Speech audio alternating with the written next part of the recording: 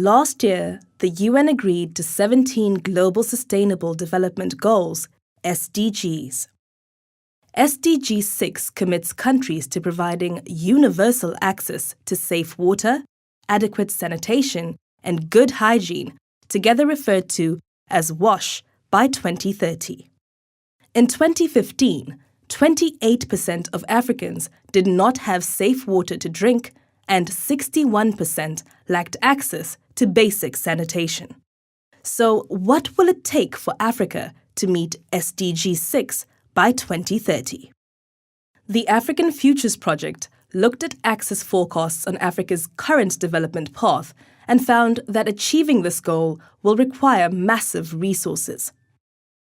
On the current path, only 8 countries reach a universal access threshold of 97% for water and a mere 3 for sanitation. The African Futures Project is a collaboration between the Institute for Security Studies and the Frederick S. Pardee Center for International Futures. We promote the exploration and identification of trends and policies to advance development and sustainability.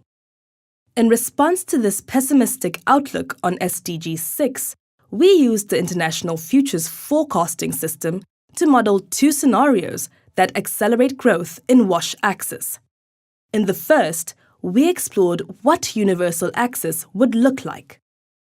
The cumulative cost of this scenario is a hefty $122 billion above what countries are expected to spend on infrastructure between 2016 and 2030.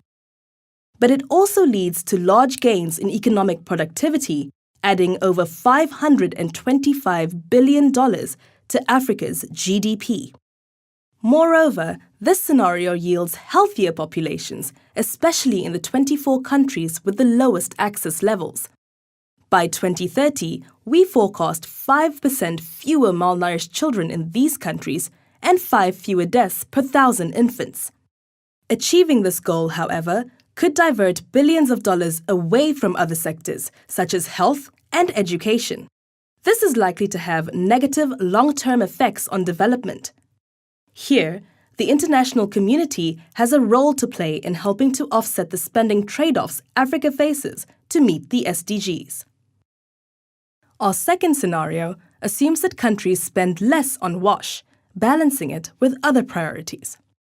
This scenario is cost-effective, as the returns to human development in low-access countries are around half those seen under the universal access scenario for only 30% the expenditure. The trade-off here is that Africa is left with a long road ahead to universal access by 2030.